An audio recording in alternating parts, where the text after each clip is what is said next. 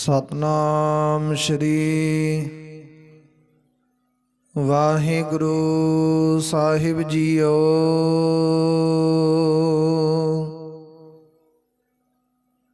हर किया कथा कहानियाँ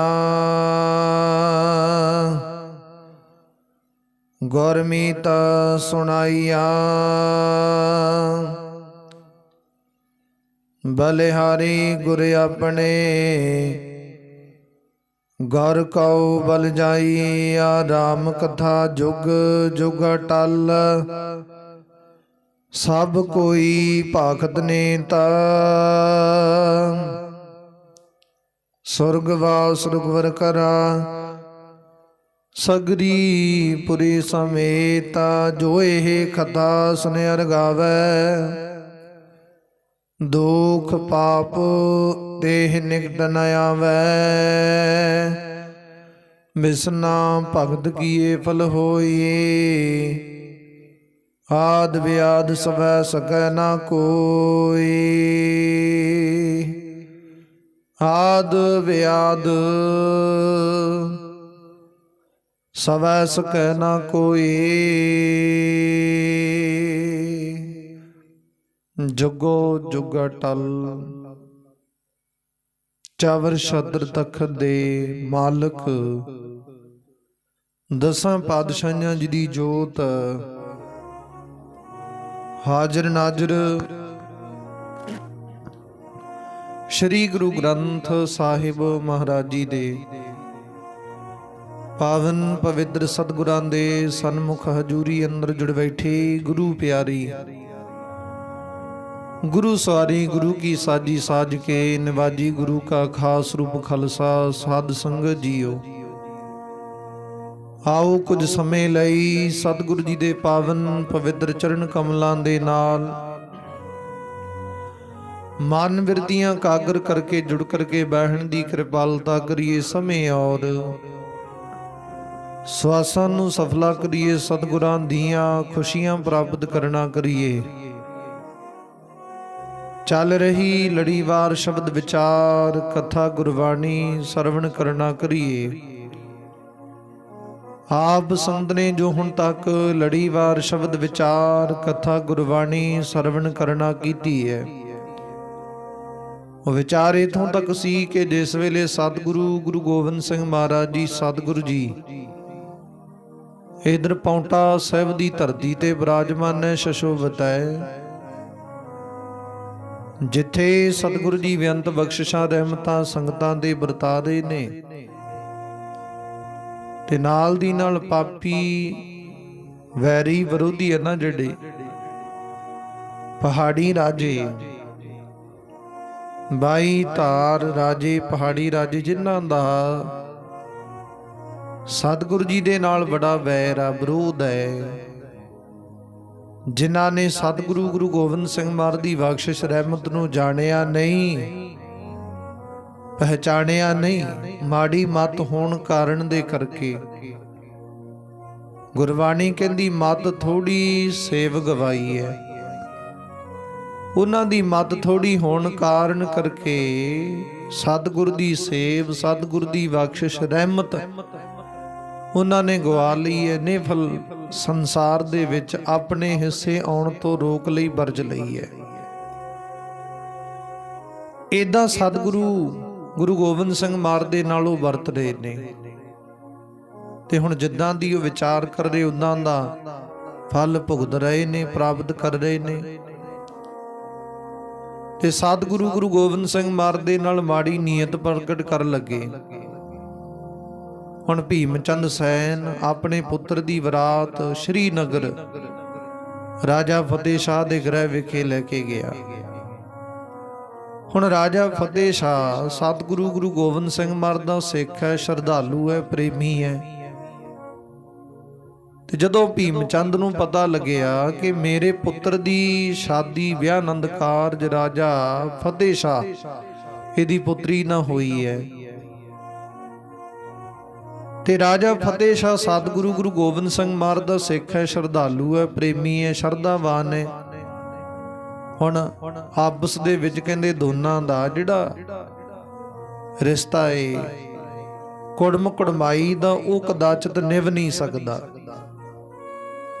ਕਿਉਂਕਿ ਇੱਕ ਪਾਸੇ ਦੀ ਸੋਚ ਵਿਚਾਰ ਕਿੱਦਾਂ ਦੀ ਹੈ, ਦੂਜੇ ਦੀ ਸੋਚ ਵਿਚਾਰ ਕਿੱਦਾਂ ਦੀ ਹੈ, ਇੱਕ ਦੀ ਨੈਗੇਟਿਵ ਹੈ, ਇੱਕ ਦੀ ਪੋਜ਼ਿਟਿਵ ਹੈ।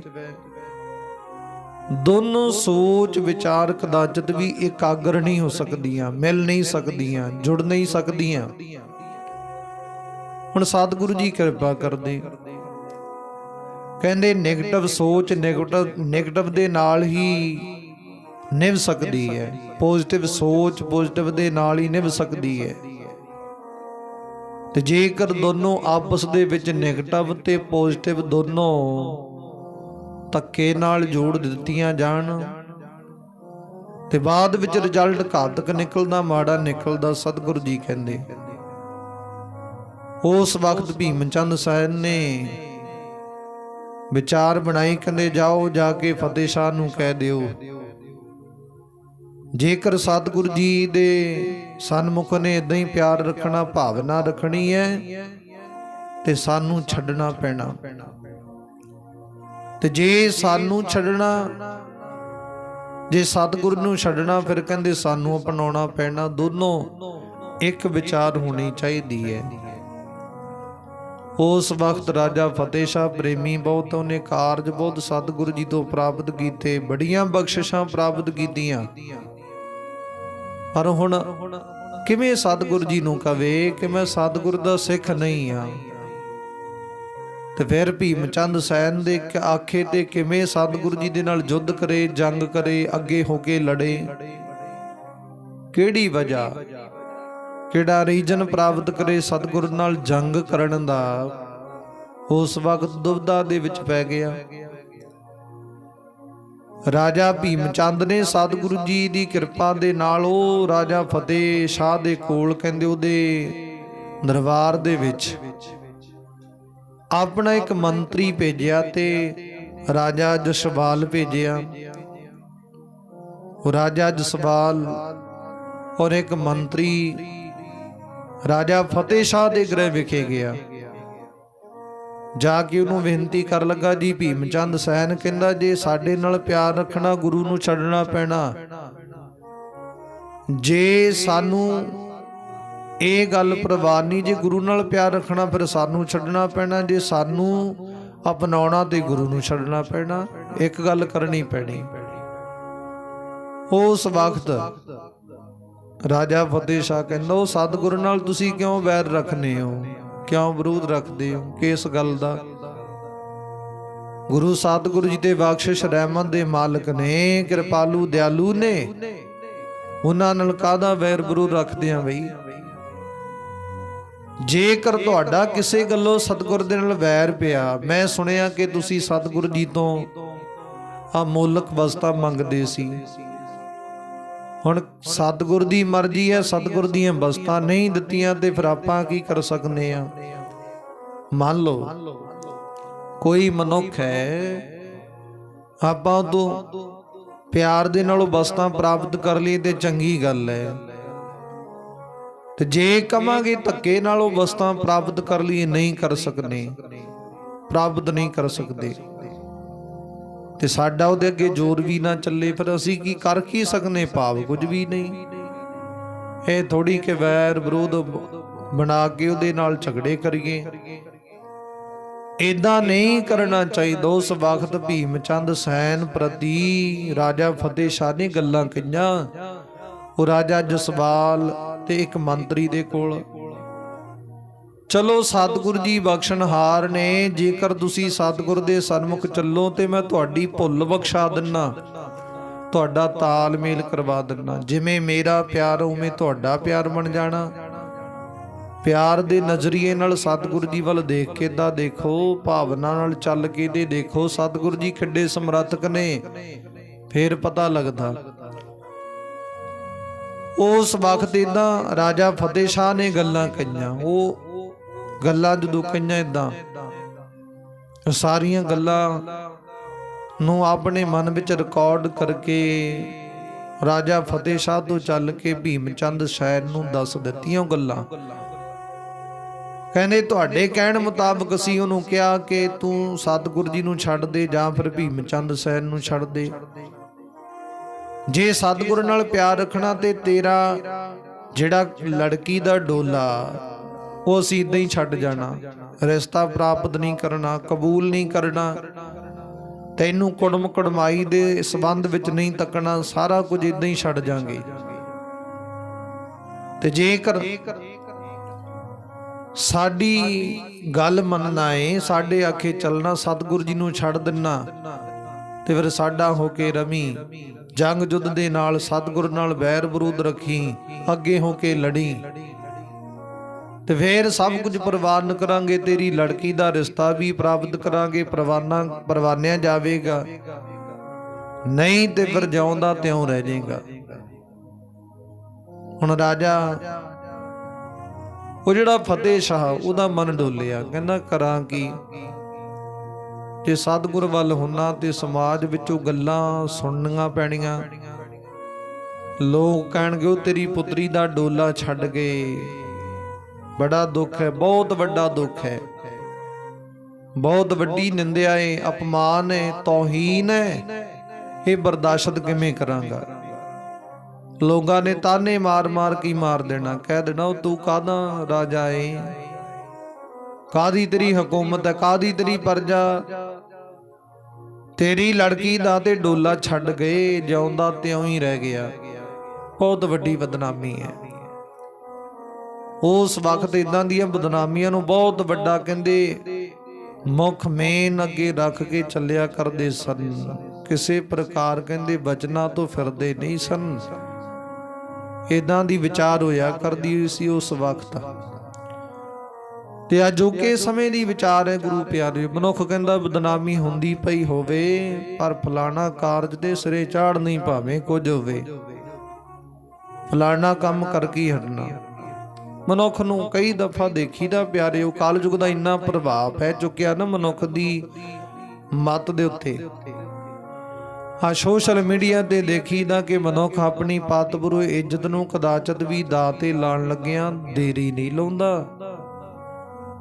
ਬੜੇ ਵਿਚਾਰ ਦੇਖੀਦੇ ਨੇ, ਸੁਣੀਦੇ ਨੇ। ਅਜੋਕੇ ਸਮੇਂ ਦੇ ਵਿੱਚ ਪਾਤਪੁਰੂ ਇੱਜ਼ਤ ਮਨੁੱਖ ਦੇ ਸੰਬੰਧ ਅੰਦਰ ਕਦਾਚਿਤ ਮਾਇਨੇ ਨਹੀਂ ਰੱਖਦੀ, ਪਰ ਉਸ ਵਕਤ ਕਹਿੰਦੇ ਇਦਾਂ ਦੀਆਂ ਗੱਲਾਂ ਬਹੁਤ ਵੱਡੀਆਂ ਮੰਨੀਆਂ ਜਾਂਦੀਆਂ ਸਨ ਤੇ ਮੰਨਣੀਆਂ ਵੀ ਚਾਹੀਦੀਆਂ ਨੇ ਪਿਆਰਿਓ। ਸਤਿਗੁਰੂ ਜੀ ਕਿਰਪਾ ਕਰਦੇ, ਤਾਤੇ ਰੋ ਵਿਚਾਰ। ਉਸ ਵੇਲੇ ਭੀਮ ਚੰਦ ਸੈਨ ਨੇ ਗੱਲ ਮੁੱਖ ਰੱਖ ਦਿੱਤੀ। ਰਾਜਾ ਫਤਿਹ ਸ਼ਾਹ ਕਹਿੰਦਾ ਹੁਣ ਕਰਾਂ ਕੀ, ਦੁਵਿਧਾ ਵਿੱਚ ਫਸ ਗਿਆ। ਉਸ ਵਕਤ ਜਦੋਂ ਇਹਨਾਂ ਨੇ ਵਿਚਾਰ ਬਣਾਈ ਭੀਮ ਚੰਦ ਸੈਨ ਨੇ, ਕਹਿੰਦੇ ਚੱਲੋ ਵੀ ਜੇਕਰ ਇਹ ਸਾਡੀ ਗੱਲ ਨਹੀਂ ਨਾ ਮੰਨਦਾ, ਇਉਂ ਕਰੋ ਹਾਥੀ ਘੋੜੇ ਊਠ ਤਿਆਰ ਕਰੋ, ਚਲੋ ਜਿੰਨੀ ਫੌਜ ਹੈ ਵਾਪਸ ਮੁੜ ਚੱਲੋ। ਰਾਜਾ ਫਤਿਹ ਸ਼ਾਹ ਨਾਲ ਕੋਈ ਰਿਸ਼ਤਾ ਨਹੀਂ ਰੱਖਣਾ, ਇੱਥੇ ਆਉਣਾ ਨਹੀਂ ਅਸੀਂ। ਪਹਿਲਾਂ ਤਾਂ ਗੁਰੂ ਗੋਬਿੰਦ ਸਿੰਘ ਮਾਰ ਤੇ ਚੜ੍ਹਾਈ ਕਰਕੇ ਆਉਣਾ ਸੀ, ਹੁਣ ਕਹਿੰਦੇ ਰਾਜਾ ਫਤਿਹ ਸ਼ਾਹ ਤੇ ਵੀ ਚੜ੍ਹਾਈ ਕਰਾਂਗੇ, ਇਹਦੇ ਨਾਲ ਵੀ ਲੜਾਈ ਕਰਾਂਗੇ, ਯੁੱਧ ਕਰਾਂਗੇ, ਜੰਗ ਕਰਾਂਗੇ। ਪਹਿਲਾਂ ਇੱਕ ਵੈਰੀ ਸੀ, ਹੁਣ ਦੋ ਹੋ ਗਏ, ਰਾਜਾ ਫਤਿਹ ਸ਼ਾਹ ਤੇ ਸਤਿਗੁਰੂ ਗੁਰੂ ਗੋਬਿੰਦ ਸਿੰਘ ਮਹਾਰਾਜ ਜੀ। ਹੁਣ ਦੋ ਵੈਰੀ ਹੋ ਗਏ ਨੇ।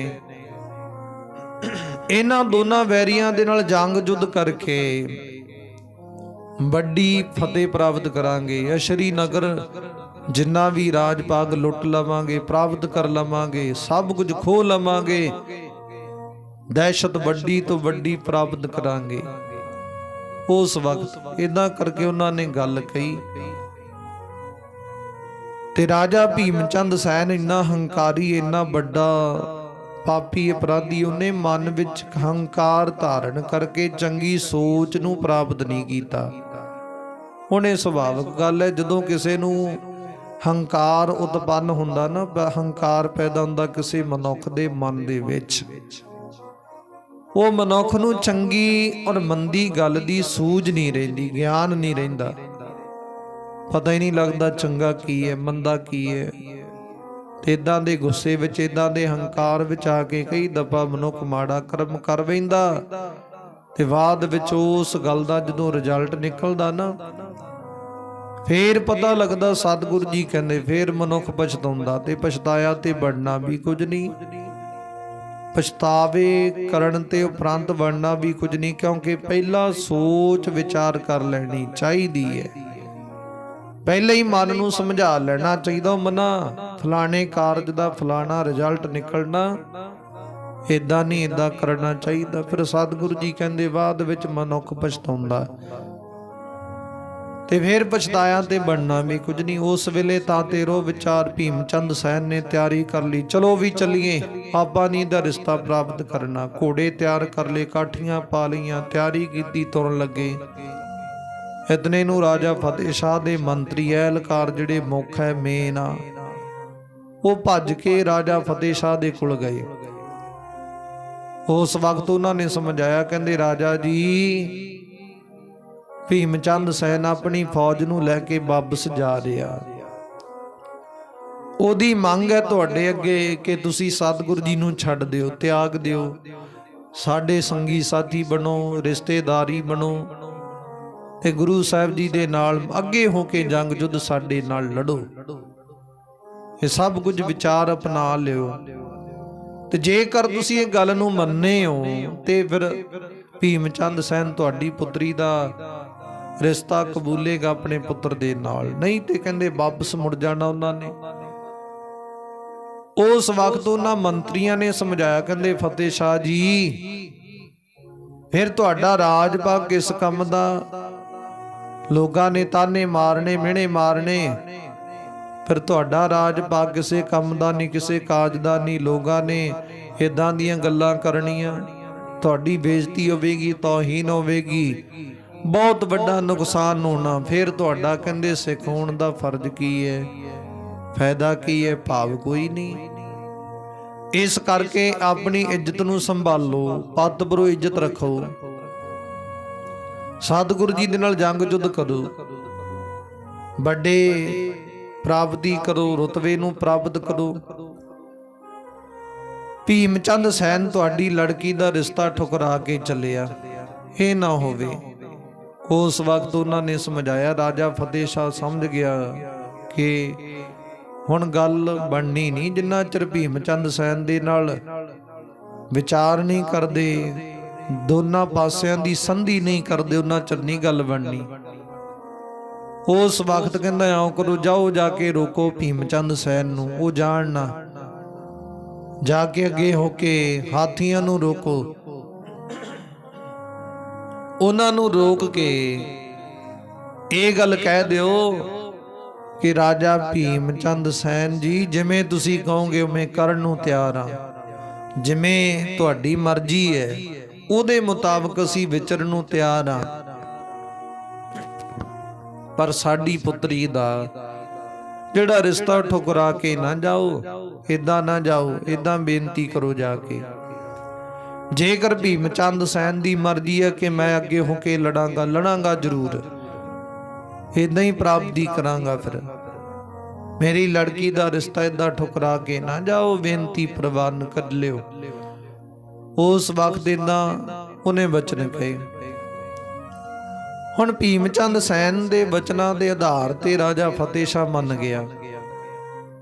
ਉਸ ਵਕਤ ਗੁਰੂ ਪਿਆਰਿਓ ਦੋਨਾਂ ਨੇ ਆਪਸ ਦੇ ਵਿੱਚ ਸੁਲਹ ਸਫਾਈ ਕੀਤੀ, ਦੋਨਾਂ ਨੇ ਆਪਸ ਦੇ ਵਿੱਚ ਗੱਲਾਂ ਬਾਤਾਂ ਕੀਤੀਆਂ, ਕਿਵੇਂ ਕਿਵੇਂ ਕਰਕੇ ਗੁਰੂ ਗੋਬਿੰਦ ਸਿੰਘ ਮਾਰ ਦੇ ਨਾਲ ਟਾਕਰਾ ਕਰਨਾ, ਕਿਵੇਂ ਸਤਿਗੁਰੂ ਗੁਰੂ ਗੋਬਿੰਦ ਸਿੰਘ ਮਾਰ ਨੇ ਜੰਗਾਂ ਜੁੱਧਾਂ ਕਰਨੀਆਂ। ਉਸ ਵਕਤ ਰਾਜਾ ਫਤਿਹ ਸ਼ਾਹ ਕਹਿੰਦਾ ਉਹ ਤੁਸੀਂ ਫਿਕਰ ਨਾ ਕਰੋ, ਹੁਣ ਮੈਂ ਤੁਹਾਡੇ ਬਲਦਾ ਹੋ ਗਿਆ ਸਤਿਗੁਰੂ ਜੀ ਨੂੰ, ਤੇ ਮੈਂ ਥੋੜੇ ਸਮੇਂ ਵਿੱਚ ਹੀ ਆ ਜਿਹੜਾ ਪੌਂਟਾ ਸਾਹਿਬ ਦੀ ਧਰਤੀ ਹੈ ਉੱਥੇ ਉਹ ਸਾਰਾ ਕਿਲਾ ਲੁੱਟ ਲਵਾਂਗਾ, ਸਤਿਗੁਰੂ ਜੀ ਨੂੰ ਫਤਿਹ ਪ੍ਰਾਪਤ ਕਰ ਲਵਾਂਗਾ, ਜਿੰਨਾ ਵੀ ਸਾਜੋ ਸਮਾਨ ਹੈ ਕਿਲੇ ਵਿੱਚ ਲੁੱਟ ਪੁੱਟ ਕੇ ਪ੍ਰਾਪਤ ਕਰ ਲਵਾਂਗਾ, ਸਭ ਕੁਝ ਕਹਿੰਦੇ ਖਤਮ ਕਰ ਦੇਵਾਂਗਾ। ਹੁਣ ਤੁਸੀਂ ਮੇਰੇ ਸੰਬੰਧੀ ਬਣ ਚੁੱਕੇ ਹੋ, ਮੈਂ ਤੁਹਾਡਾ ਸੰਬੰਧੀ ਬਣ ਚੁੱਕਾ, ਮੇਰੀ ਲੜਕੀ ਦਾ ਨਿਕਾਹ ਤੁਹਾਡੇ ਪੁੱਤਰ ਨਾਲ ਹੋ ਚੁੱਕਿਆ। ਹੁਣ ਮਾੜੀ ਮੋਟੀ ਗੱਲ ਨਹੀਂ, ਮੇਰਾ ਤੁਹਾਡੇ ਨਾਲ ਮੇਰੀ ਪੁੱਤਰੀ ਦੇ ਕਰਕੇ ਰਿਸ਼ਤਾ ਜੁੜ ਚੁੱਕਿਆ, ਬਹੁਤ ਵੱਡੀ ਗੱਲ ਬਣ ਚੁੱਕੀ ਹੈ। ਹੁਣ ਤੁਹਾਡੀ ਵਿਚਾਰ ਸਾਡੀ ਵਿਚਾਰ ਇੱਕੋ ਹੀ ਗੱਲ ਹੈ। उस वक्त राजा फतेह शाह ने इदां गल्लां कहीआं, वो बड़े खुश होए। एक दूजे दे वल्लों जश्न मनाए गए। उस वक्त शराबां कबाबां दे विचार कीते गए, माड़े तो माड़े कर्म कीते गए जो करीदे आ इदां दे मनुखां दी मत अनुसार। उस वक्त गुरु प्यारे उन्होंने सब कुछ प्राप्ति की। हुण दोने पासे दोनों राजे बड़े खुश है। भीम चंद सैन राजा केसरी चंद, उस वक्त कहंदे कटोचिया चंद जसपाल राजा, ये बड़े खुश ने, बड़े उन्होंने खुशी मनाई। ते बाद विच कहंदे हौली हौली गल सिखां तक पहुंच गई। सिखां नूं पता लग्या हुण भाई नंद चंद उस वक्त सतगुर दा सिख, अनन प्यारा सिख दया राम, होर सतगुर दे अनन प्यारे सिख 500 सिख सूरमे फौज की गिणती विच इत्थे पहुंचे सन। गुरु गोबिंद सिंह महाराज दे कहण ते राजा फतेह शाह दी पुत्री दे ब्याह आनंदकार दे संबंध विच पहुंचे सन। 2.5 लाख दा तंबोल शगन लैके पहुंचे सन।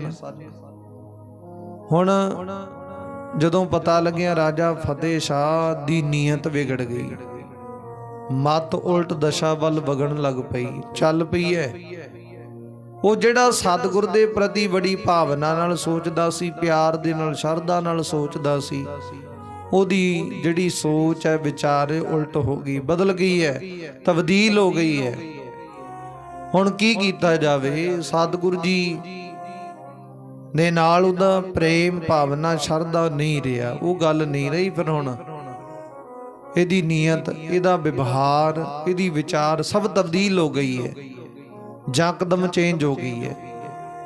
उस वक्त सिखां ने विचार की, भाई नंद चंद ने विचार की, कहंदे हुण आओ करो भाई, पहाड़ी राजे ना 22 धारां दे पहाड़ी राजे ना बदल लग्या कदाचित देरी नहीं लाउंदे, कन्नां दे कच्चे हुंदे आ। हुण बदल चुक्या ये कन्नां दे कच्चे ने, हुण बदल के इन्हां ने किदां दी नीयत धारण करनी, कोई पता नहीं, कोई अंदाजा नहीं है। असी 500 की गिणती विच है ते हज़ारां की गिणती विच है, ते कहंदे साडे कोल उन्नी ताकत भी नहीं कि इन्हां दा सामना करिए, टाकरा करिए। इहदे सानू थोड़े समय विच ही तदशन दे अंदर मार देणगे, खत्म कर देवणगे, मरण दी भी कोई चिंता नहीं है। पर कहंदे जदों इदां दी विचार जंग युद्ध दी विचार कीती जांदी, रणनीति दे आधार ते कीती जांदी है, वो पलायन बना के सोच विचार बना के जंग युद्ध कीती जांदी है। ते जेकर इदां ही जाने अनजाने विच जाके हथ पा लईए जंग युद्ध नूं, कहंदे नुकसान है, हार है। जिवें कहंदे अग बलदी होवे, सामने पता भी अग बलदी है, विच हथ पा लईए जाके, अग दे विच हथ पाया हथ सड़ेगा। ते कई दफा कहंदे उदां दी विधि दे नाल अग दी वरतों करिए, अग तो लाभ भी प्राप्त होवेगा ते हथ सड़ेगा भी नहीं। इसे तरह जंग युद्ध की रणनीति बना के उदों लाभ प्राप्त करिए, नुकसान नहीं।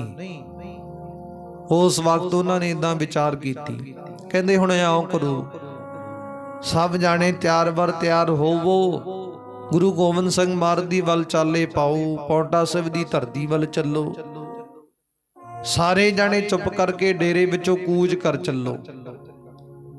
ते जे उन्होंने पता लग गया, उन्होंने घेर लेना, सन लुट लेना। 2.5 लाख का जिहड़ा तंबोल है, शगन है, सतगुर ने भेजिया, इन्हां ने भी लुट लेना।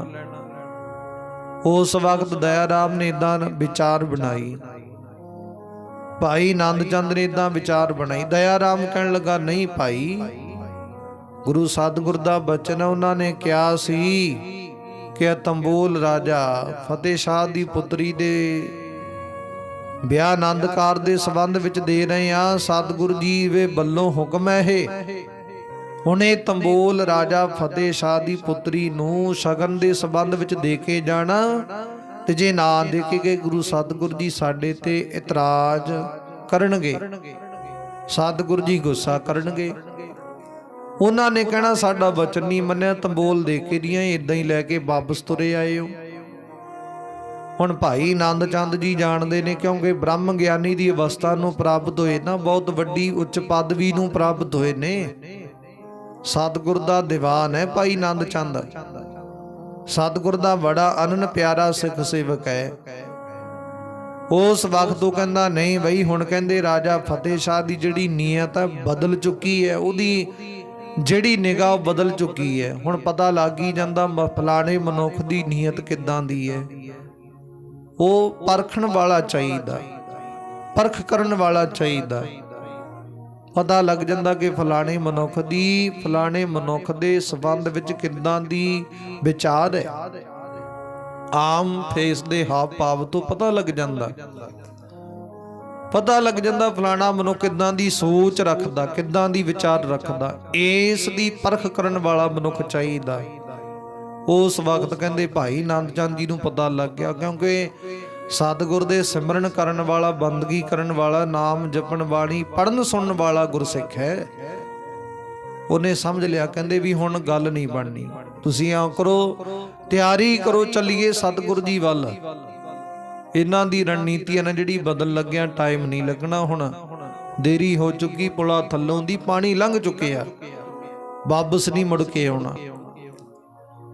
ਉਸ ਵਕਤ ਇਹਨਾਂ ਵਿਚਾਰ ਕੀਤੀ। ਭਾਈ ਦਇਆ ਰਾਮ ਕਹਿੰਦਾ ਨਹੀਂ ਭਾਈ, ਪਹਿਲਾਂ ਇਹ ਕਾਰਜ ਦੇ ਕਰ ਚਲੀਏ, 2.5 ਲੱਖ ਦਾ ਤੰਬੂਲ ਹੈ, ਸਤਿਗੁਰ ਨੇ ਭੇਜਿਆ, ਦੇ ਚਲੀਏ।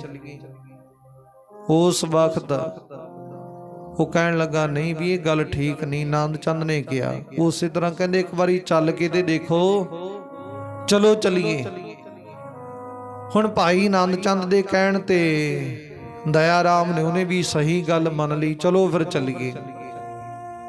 ਭਾਈ ਆਨੰਦ ਚੰਦ ਕਹਿੰਦਾ ਆਪਾਂ ਕਿਉਂ ਫਿਰ ਇਹਨਾਂ ਨੂੰ ਤੰਬੋਲ ਦਈਏ, ਇਹ ਕਾਹਤੋਂ ਦਈਏ। ਤੇ ਫਿਰ ਹੁਣ ਬਦਲ ਚੁੱਕੇ ਨੇ, ਗੁਰੂ ਨਾਨਕ ਦੇ ਦਰ ਕਰਦੇ ਪਾਪੀ, ਅਪਰਾਧੀ, ਵੈਰੀ, ਵਿਰੋਧੀ ਬਣ ਚੁੱਕੇ ਨੇ। ਆਪਾਂ ਫਿਰ ਏਡੀ ਵੱਡੀ ਮਹਿੰਗੀ ਕੀਮਤ ਗੁਰੂ ਸਤਿਗੁਰ ਦੇ ਦਰ ਕਰਦੀ ਕਿਉਂ ਇਹਨਾਂ ਨੂੰ ਦਈਏ, ਨਹੀਂ ਦੇਣੀ। ਇੱਥੇ ਦਿੱਤੀ ਬੇਕਾਰ ਹੈ। ਜਿਹੜਾ ਸਤਿਗੁਰ ਦਾ ਪਿਆਰ ਪ੍ਰੇਮੀ ਹੈ, ਭਾਵਨਾ ਸ਼ਰਧਾਵਾਨ ਹੈ, ਉਹਨੂੰ ਸਤਿਗੁਰ ਦੇ ਦਰ ਕਰ ਦੀ ਵਸਤ ਜਿਹੜੀ ਦਿੱਤੀ ਹੋਈ, ਭੇਟ ਕੀਤੀ ਹੋਈ, ਲਾਭਦਾਇਕ ਹੈ, ਚੰਗੀ ਹੈ, ਪ੍ਰਫੁੱਲਤ ਹੈ। ਤੇ ਜਿਹੜਾ ਮਨੁੱਖ ਨਾਸਤਕ ਹੈ, ਬਹੁਤਾ ਪਾਪੀ ਹੈ, ਵਿਰੋਧੀ ਹੈ, ਗੁਰੂ ਨਾਨਕ ਦੇ ਦਰ ਕਰਦਾ, ਇਦਾਂ ਦਾ ਮਨੁੱਖ ਹੈ। ਤੇ ਸਤਿਗੁਰੂ ਜੀ ਕਹਿੰਦੇ ਉਹ ਮਨੁੱਖ ਨੂੰ ਸਤਿਗੁਰ ਦੇ ਦਰ ਕਰ ਦੀ ਵਸਤ ਲਾਭਦਾਇਕ ਨਹੀਂ, ਫਾਵਦੀ ਨਹੀਂ, ਚੰਗੀ ਨਹੀਂ। ਉਸ ਵਕਤ ਉਹਨਾਂ ਨੇ ਵਿਚਾਰ ਕੀਤੀ, ਕਹਿੰਦੇ ਹੁਣ ਇਹਨਾਂ ਨੂੰ ਤੰਬੋਲ ਦੇਣਾ ਨਹੀਂ, ਚਲੋ ਚਲੀਏ, ਤਿਆਰੀ ਕਰੀਏ। ਹੌਲੀ ਹੌਲੀ ਉਹਨਾਂ ਨੇ ਤਿਆਰੀ ਕੀਤੀ। ਦੱਬੇ ਪੈਰ ਉਸ ਜਿਹੜੇ ਕੀਤੇ ਹੋਏ ਪੜਾਅ ਦੇ ਵਿੱਚੋਂ ਉਹਨਾਂ ਨੇ ਆਪਣਾ ਤਿਆਰਾ ਕਰਕੇ ਘੋੜਿਆਂ ਨੂੰ ਭਜਾ ਕੇ ਇੱਥੋਂ ਤੁਰਨਾ ਕੀਤਾ। ਹੁਣ 100 ਦੀ ਗਿਣਤੀ ਵਿੱਚ ਘੋੜੇ ਉੱਥੇ ਆ ਸਤਿਗੁਰ ਦੇ। ਜਿਹੜਾ ਕਸ਼ਮੀਰ ਦੀ ਧਰਤੀ ਤੋਂ ਇੱਕ ਸੌਦਾਗਰ ਲੈ ਕੇ ਆਇਆ ਸੀ, ਬਹੁਤ ਵਧੀਆ ਕੀਮਤੀ ਘੋੜੇ ਆ, ਬੇਅੰਤ ਮਾਇਆ ਖਰਚ ਕੇ ਉਹ ਘੋੜਿਆਂ ਨੂੰ ਖਰੀਦ ਕੇ ਲੈ ਕੇ ਆਇਆ। ਚੰਚਲ ਘੋੜੇ ਨੇ, ਇਦਾਂ ਦੇ ਘੋੜੇ ਨੇ ਜਿਹੜੇ ਸੰਸਾਰ ਦੇ ਵਿੱਚ ਉਦਾਂ ਦੀ ਉਸ ਵਕਤ ਕਹਿੰਦੇ ਇਦਾਂ ਦੀ ਇਹ ਵਿਚਾਰ ਦੇ ਘੋੜੇ ਕਦਾਚਿਤ ਮਿਲਦੇ ਨਹੀਂ। ਬਹੁਤ ਵਧੀਆ ਮਹਿੰਗੀ ਕੀਮਤ ਦੇ ਆ, ਚੰਗੀ ਇਦਾਂ ਦੀ ਵਿਚਾਰ ਦੇ ਨੇ। ਉਸ ਵਕਤ ਗੁਰੂ ਪਿਆਰਿਓ ਘੋੜਿਆਂ ਨੂੰ ਲੈ ਕੇ ਉੱਥੋਂ ਚੱਲ ਪਏ। ਕਾਫੀ ਵੱਡੀ ਤਾਦਾਦ ਦੇ ਵਿੱਚ 500 ਦੀ ਫੌਜ ਦੀ ਗਿਣਤੀ ਵਿੱਚ ਸਿੱਖ ਸੂਰਮੇ ਤੁਰ ਪਏ ਨੇ। ਹੌਲੀ ਹੌਲੀ ਚੱਲਦੇ ਚੱਲਦੇ ਇਹ ਕਹਿੰਦੇ ਇੱਕ ਟਿੱਲੇ ਤੱਕ ਪਹੁੰਚ ਗਏ ਨੇ। ਤੇ ਟਿੱਲੇ ਤੇ ਜਦੋਂ ਪਹੁੰਚੇ ਨੇ, ਉਸ ਵਕਤ ਰਾਜਾ ਫਤਿਹ ਸ਼ਾਹ ਭੀਮ ਚੰਦ ਸੈਨ ਨੂੰ ਪਤਾ ਲੱਗ ਗਿਆ 500 ਦੀ ਗਿਣਤੀ ਵਿੱਚ ਜਿਹੜੇ ਸੂਰਮੇ ਆਏ ਸਨ ਉਹ ਗੁਰੂ ਗੋਬਿੰਦ ਸਿੰਘ ਮਹਾਰਾਜ ਜੀ ਦੇ ਵੱਲ ਤੁਰ ਪਏ ਨੇ। ਹੁਣ ਰਾਜਾ ਫਤਿਹ ਸ਼ਾਹ ਨੇ ਵਿਚਾਰ ਕੀਤੀ, ਕਹਿੰਦੇ 2.5 ਲੱਖ ਦਾ ਤੰਬੋਲ ਲੈ ਕੇ ਆਏ ਸੀ, ਉਹ ਦਿੱਤੇ ਤੋਂ ਬਿਨਾਂ ਹੀ ਚਲੇ ਗਏ ਨੇ, ਭੱਜ ਗਏ ਨੇ। ਉਹਨੂੰ ਬੜਾ ਗੁੱਸਾ ਆਇਆ। ਉਸ ਵਕਤ ਉਹਨੇ ਆਪਣੀ ਫੌਜ ਨੂੰ ਹੁਕਮ ਕੀਤਾ, ਕਹਿੰਦੇ ਆਓ ਕਰੋ ਬਈ, ਜਾਓ ਸਿੱਖਾਂ ਤੇ ਚੜ੍ਹਾਈ ਕਰਕੇ ਜਾਓ। ਕਹਿੰਦੇ ਰਸਤੇ ਵਿੱਚ ਉਹਨਾਂ ਨੂੰ ਘੇਰ ਲਵੋ।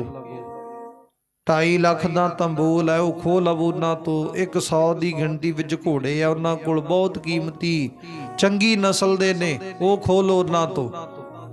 ਜਿੰਨਾ ਸਾਜੋ ਸਮਾਨ ਹੈ ਖੋਹ ਲਓ। ਜਿਹੜੇ ਆਪਣੇ ਆਪ ਮੂਹਰੇ ਆਕੜਨਗੇ, ਡਟ ਕੇ ਖੜਨਗੇ, ਉਹਨਾਂ ਨੂੰ ਮਾਰ ਦਿਓ, ਮੌਤ ਦੇ ਘਾਟ ਉਤਾਰ ਦਿਓ।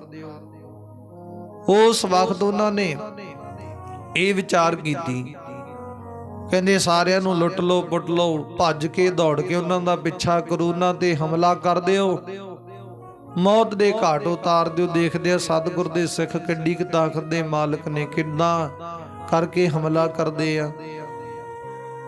ਉਸ ਵਕਤ ਰਾਜਾ ਫਤਿਹ ਸ਼ਾਹ ਨੇ ਇਦਾਂ ਹੁਕਮ ਕੀਤਾ ਆਪਣੇ ਸਿੱਖਾਂ ਨੂੰ, ਆਪਣੇ ਉਹਨਾਂ ਅਹਿਲਕਾਰਾਂ ਨੂੰ, ਸਿਪਾਹੀਆਂ ਨੂੰ, ਫੌਜਦਾਰਾਂ ਨੂੰ। ਤੇ ਹੁਣ ਉਹਦਾ ਬਚਨ ਮੰਨ ਕੇ ਉਸੇ ਵਕਤ ਤੋਂ ਫੌਜਦਾਰ ਤਿਆਰ ਹੋ ਗਏ।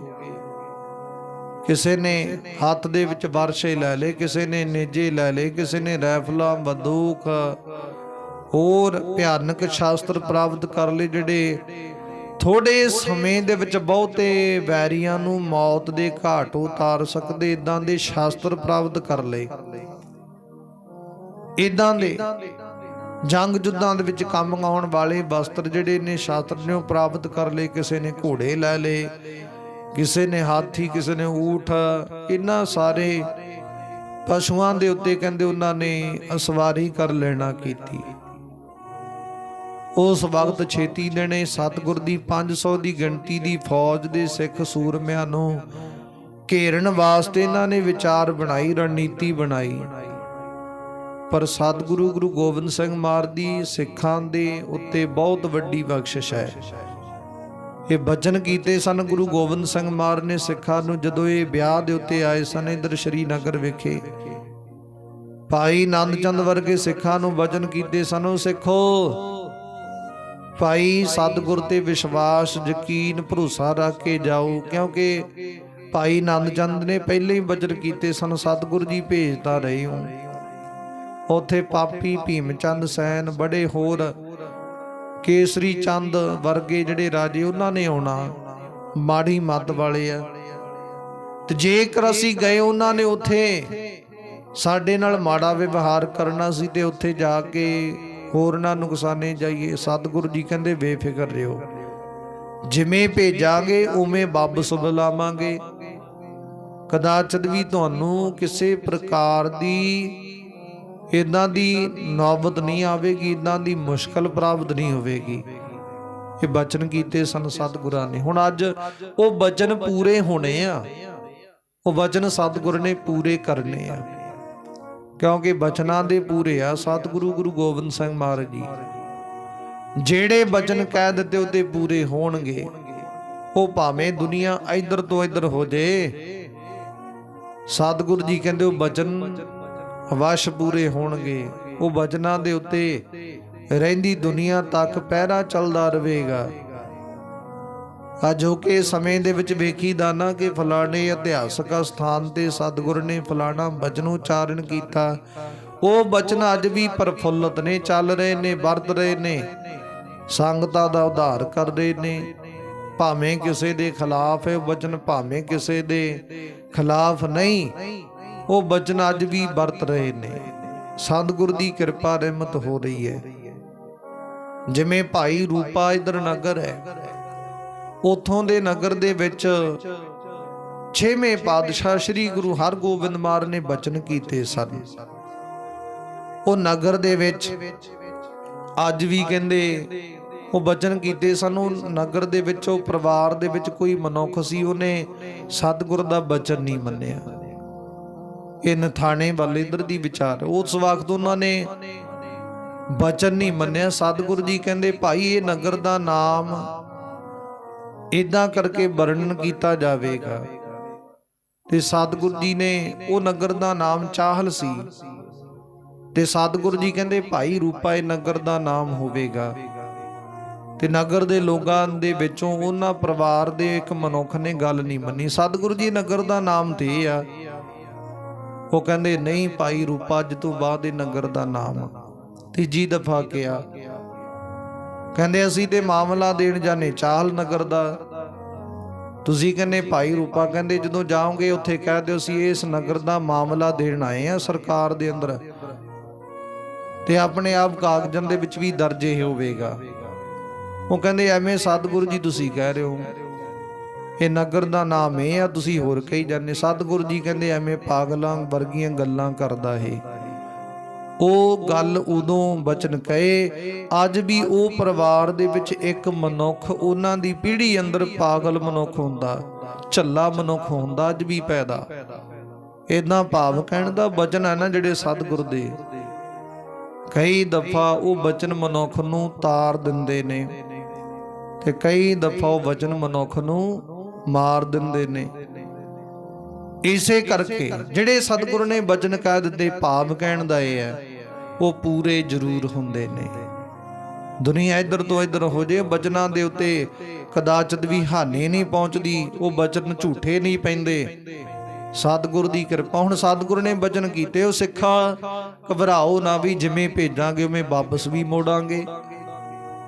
ਹੁਣ ਉਹਨਾਂ ਨੇ ਪਿੱਛੋਂ ਹਮਲਾ ਬੋਲ ਦਿੱਤਾ ਸਿੱਖਾਂ ਤੇ 500 ਦੀ ਗਿਣਤੀ ਵਿੱਚ, ਤੇ ਉੱਤੇ ਹਮਲਾ ਬੋਲ ਕੇ ਇਹਨਾਂ ਨੂੰ, ਇੱਥੋਂ ਦੀ ਇੱਕ ਢਾਬ ਹੈ, ਉੱਥੋਂ ਦਾ ਇੱਕ ਬਹੁਤ ਵੱਡੀ ਘਾਟੀ ਹੈ, ਉਹ ਘਾਟੀ ਦੇ ਉੱਤੇ ਆ ਕੇ ਇਹਨਾਂ ਨੂੰ ਰੋਕਣਾ, ਹਮਲਾ ਕਰਨਗੇ, ਵੱਡਾ ਯੁੱਧ ਮੱਚੇਗਾ। ਕੀ ਵਿਚਾਰ ਹੋਵੇਗੀ, ਕਿਵੇਂ ਗੱਲ ਬਣੇਗੀ, ਉਹ ਰਹਿੰਦੀ ਵਿਚਾਰ ਆਪਾਂ ਕੱਲ ਨੂੰ ਸਰਵਣ ਕਰਾਂਗੇ ਪਿਆਰਿਓ। ਅੱਜ ਦੀ ਵਿਚਾਰ ਇੱਥੋਂ ਤੱਕ ਪ੍ਰਵਾਨ ਕਰਨੀ, ਕਿਵੇਂ ਉੱਥੇ ਘਾਟੀ ਦੇ ਉੱਤੇ ਆ ਕੇ ਉਹ ਵਿਚਾਰ ਬਣਦੀ ਹੈ, ਹਮਲਾ ਹੁੰਦਾ, ਕਿਵੇਂ ਸਤਿਗੁਰ ਦੇ ਬਚਨ ਪੂਰੇ ਹੁੰਦੇ ਆ, ਕੀ ਸਤਿਗੁਰ ਦੀ ਬਖਸ਼ਿਸ਼ ਰਹਿਮਤ ਵਰਤਾਉਂਦੇ। ਰਹਿੰਦੀ ਵਿਚਾਰ ਕੱਲ ਨੂੰ ਸਰਵਣ ਕਰਾਂਗੇ।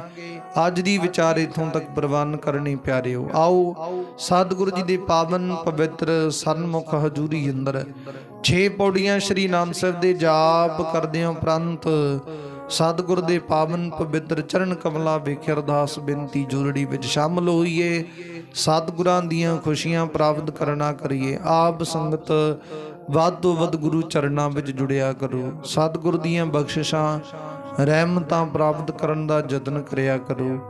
ਸਤਿਗੁਰ ਜੀ ਕਿਰਪਾ ਕਰਦੇ